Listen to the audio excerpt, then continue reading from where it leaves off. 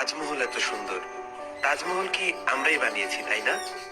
না তো, যিনি বানিয়েছিলেন উনার নাম সম্রাট শাহজাহান, উনি মুসলিম ছিলেন।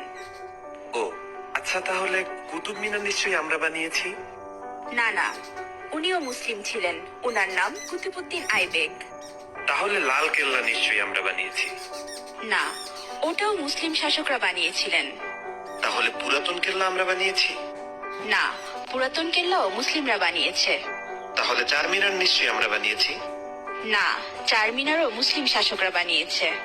মা, আমি শুনেছি ভারতের সবচেয়ে বড় ও পুরাতন রোড গ্র্যান্ড ট্রাঙ্ক প্রায় 3000 কিলোমিটার পর্যন্ত বিস্তৃত, সেটা তো আমরা বানিয়েছি।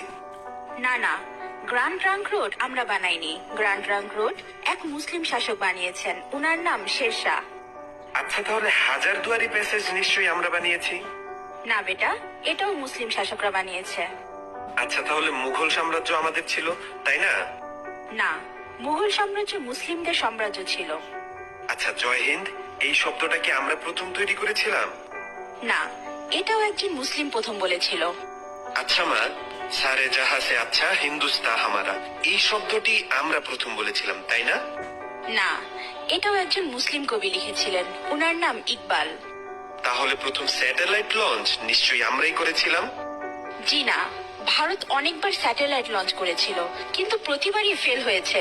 এরপর এপিজে আবুল কালাম আজাদ প্রথমবার সাকসেসফুল ভাবে স্যাটেলাইট লঞ্চ করেছিলেন। উনি না থাকলে আজ ভারত স্যাটেলাইট লঞ্চ করতে পারতো না। তাহলে পারমাণবিক অস্ত্র নিশ্চয়ই আমরা বানিয়েছি। না না, পারমাণবিক অস্ত্র একজন মুসলিম আবিষ্কার করেছে, উনার নাম এপিজে আবুল কালাম আজাদ। তাহলে মুসলিমরা না থাকলে আমাদের কি হতো মা? মুসলিমরা না থাকলে ভারত এক অন্ধকারাচ্ছন্ন দেশ থাকতো।